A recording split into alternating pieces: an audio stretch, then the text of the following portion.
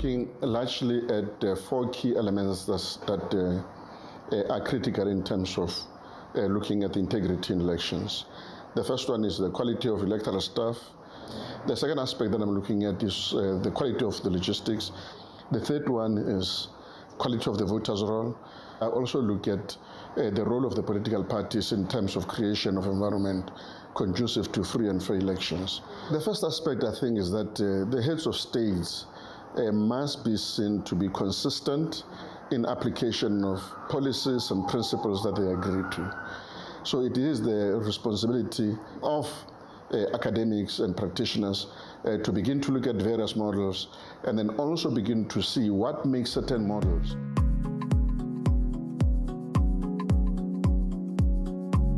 At the beginning, I must indicate that the significant progress has really been made in the continent. There are positive things that are happening in the continent. 52 countries have regular free and fair elections. 19 countries are heading for polls in 2019. However, and this is just a part of positive things that are happening in the African continent that need to be commended. However, there are also some negatives. One is that freedom of speech is still limited in many countries. Citizens of many countries also cannot exercise the right of association. And state institutions are, in most instances, also abused, and then they also favor those who are in power. But also there is a problem in the continent of people who are in leadership with insatiable appetite to remain in power forever. I'm sure all of us have got experiences about different parts of our continent where every time when a leader has got to come to, where he's got to leave office, can I just put this down because I don't see people, and then for those of you who are seeing me for the first time, I'm not sitting, I'm standing.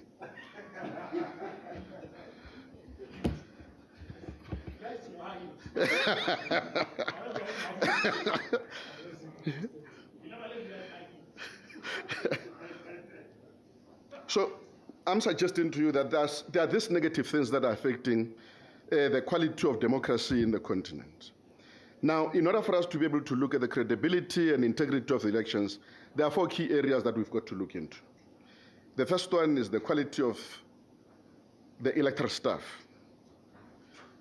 Firstly, whether the staff that run the elections are impartial, they are trained, they've got management capacity, they understand what is going on at the level of the voting station, and they're able to run processes in a manner that inspires confidence. The second element is that of the quality of the logistics. The production and distribution of election materials, making sure that you've got the right amount of materials, right places, at the right time. You don't want a situation where a person goes to the voting station only to find that there are no ballot papers. That will obviously have a significant impact on the quality of the elections in that particular area. But again, in relation to that, you've got to make sure that you've got management capacity to be able to deal with the issues at that level. Now, as part of, okay, I've spoken about the quality of the electoral staff and the quality of logistics as an important aspect in ensuring that you have free and fair elections or credible elections. Now, let's look at what happened in the case of Kenya when the logistics are not managed properly. You've got a situation where the electoral body understands in law there's got to be a verification. In other words, you take information that has been transmitted electronically, you compare that information with the information that is submitted to you in the hard copies of the forms which are referred to as the results slips. But in that case, of course, it did not happen as it was supposed to happen, and you know what actually happened. So the issue of the quality of the logistics is very, very important in making sure that the elections or the quality of the elections can be regarded as free and fair. Now, the third issue is the quality of the voters' roll. Is it current? Is it only containing the names of people who are eligible to participate in the process? Is it consistent with the Constitution? If it is not, then definitely there are going to be problems. Now let's take the case of Ghana. Ghana, in a case of Abu Ramadan, they had a situation where Abu Ramadan took the Electoral Commission to court on the basis that the Electoral Commission's voters' roll or voter register was not of the quality that could actually be utilized for the purpose of the elections. In court, the judgment was that Ghana could not actually proceed with the voters' roll that they had established for three main reasons. Firstly, that they had decided to use national health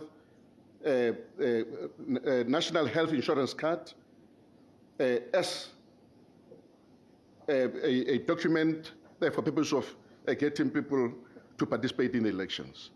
The voters' roll contained the names of minors. Also, it contained the names of the deceased people. Now, obviously, when we've got a voters' roll like that or a voter register like that, clearly you cannot actually say that the quality of the elections is such that it can actually inspire people to come to a conclusion that these were credible elections.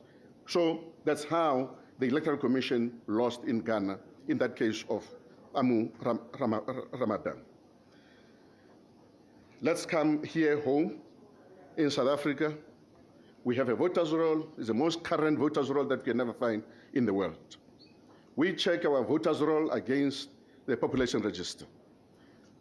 On a daily basis, on an hourly basis, I can tell you, I can go to the voters' roll, I can tell you how many people have actually died and then how many people have actually been removed from the voters' roll. However, what was the problem with the voters' roll in South Africa? There was an element that said you must have the name, you must have the addresses of each and every person on the voters' roll recorded and given to the political parties. The majority of the people, we had 16 million people out of 26 million people for whom we did not have addresses. So the results of Tlokwe were therefore dismissed on the basis that, firstly, we had not supplied the political parties with a voters' roll that contained the addresses for each and every person. And then in court, when they raised this particular issue, they mentioned the functional duty of a voters' roll, especially a voters' roll with addresses. That you have a voters' roll with addresses because, firstly, you determine the physical area within which a person has got to participate in an election. And secondly, that is a document that political parties are able to use also for campaigning. So if you do not actually have that, it means you've got a problem. So voters' role in determining the quality of the elections is very, very important. Now I'm going to move very quickly from there and go to the next one, which is basically the political environment. The political environment includes quite a number of things. One is the EMB, how it is constituted, how it's appointed. Is it an independent body? Is it performing its responsibilities accordingly? And then what is the quality of those people who are serving there? Is it pliable people? Is it independent thinkers who are able to follow the law without any compromise? Now let's take the case of the Gambia again. You recall that when Yahya Jammeh was supposed to leave office, he refused to leave office, and the Electoral Commission officers were actually surrounded by the army to try to intimidate them to reverse the results of the election. And the chairperson of the Electoral Commission of the Gambia, Alu, what did he do? He refused to be intimidated, and they continued to announce the results of the elections. Let's take the case of Malawi. In Malawi, again, during the reign of the late Justice Mbendera, President Banda loses the elections, and then she declares that there are so many irregularities that those elections should be nullified. What happened again in that case? Again, Justice Mbendera was able to stand up and say that this is the results of the elections. Now, there is a tendency in many countries where those who are in independent institutions compromise those institutions because they are afraid to stand for a principle. They compromise the systems, they become pliable, or alternatively, those who have the authority to appoint, they appoint people that they know will be pliable, that they can manipulate them. And even though you've got now an independent institution in the name, in reality, that institution ceases to be independent because of the kind of the people who are in those kind of institutions. I don't want to talk about all other elements, but the political parties, their conduct, the role of media, the role of money in politics, the role of citizenry is also important, and I will leave it at that level. Thank you very much.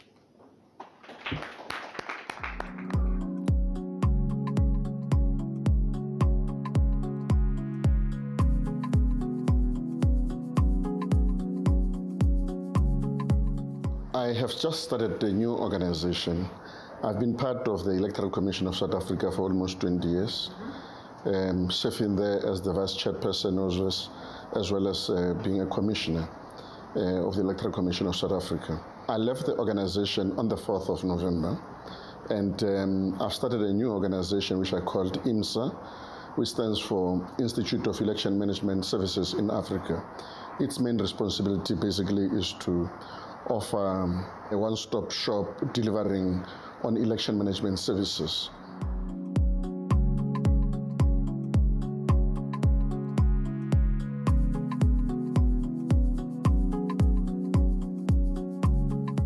Well, the topic that I'm going to be presenting on, it's on electoral integrity. And I'm looking largely at 4 key elements that are critical in terms of looking at integrity in elections. The first one is the quality of electoral staff, to what extent the electoral staff understand the environment within which they're operating. The elections is a highly legalistic environment, and therefore you require people who understand the electoral environment and are able to apply the law in the manner that the respective electoral laws require them to operate within.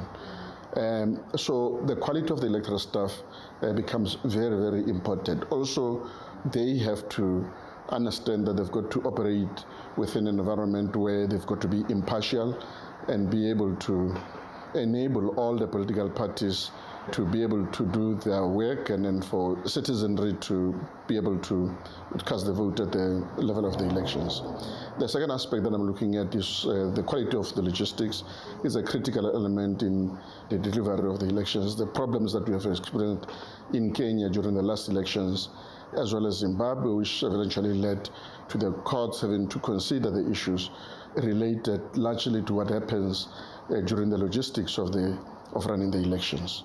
The third one is quality of the voters' roll, how current the voters' roll is, because the voters' roll basically determines who is eligible and who is not eligible. And it's got to make sure that it only contains the names of those people who qualify as voters. Now, you've got quite a number of areas, such as in Ghana in 2014, where a matter was taken to court by a gentleman called Abu Ramadan, and there it was found that, in fact, quite a number of instruments that were being used to develop the voters' roll or the voter register were inconsistent with the law. One of those was the utilization of national health insurance card for the purpose of getting people into the voters' roll. So it is some of those issues that I'm looking at. But the last issue is the political environment relating to the constitution of the election management bodies, how people who are there, particularly those who are acting as commissioners, how are they appointed, what is the process, and how independent they are for them to be able to perform the responsibilities that they've got to perform. But within that, I also look at the role of the political parties in terms of creation of environment conducive to free and fair elections. And is it the responsibility of the political parties? But it is the responsibilities of everyone who is participating in the elections to make sure that the environment within which the elections take place is conducive to free and fair elections. So I will be looking at some of those factors.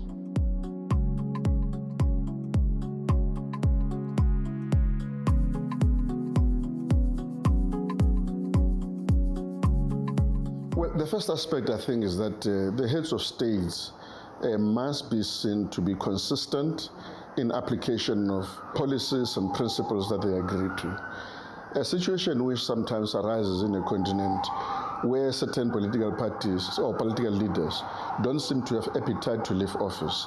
It is something that the heads of state must be firm on and make sure that those individuals are basically dealt with in a manner that would inspire confidence in the whole continent.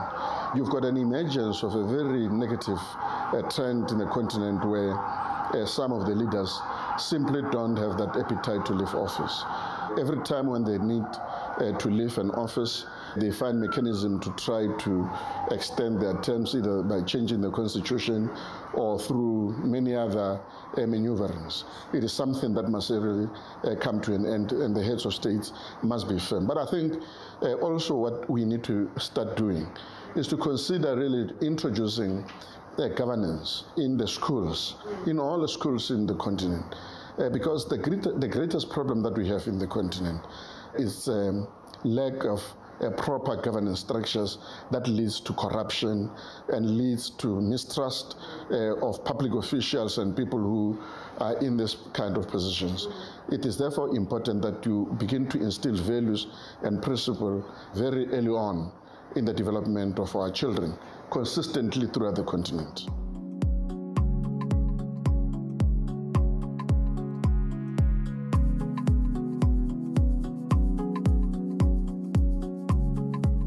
Well, they've got to continue to do research on issues that are much more relevant. They've got to be able to ask difficult questions and also provide alternative models of governance so that, the continent can begin to move into a new era. There is a tendency that has developed throughout the world, and this tendency is that the right wing appears to be in ascendance. And now this has got a possibility of beginning to ruin the confidence that people have in democratic processes. So it is the responsibility of academics and practitioners to begin to look at various models and then also begin to see what makes certain models or some not popular. Because you see demagogues beginning to take over in quite a number of countries. It is something that is negative that must be prevented. And I think that those who are operating within APRM mechanism as practitioners and as academics and can play an important role in terms of subverting those negative consequences of governance in our continent.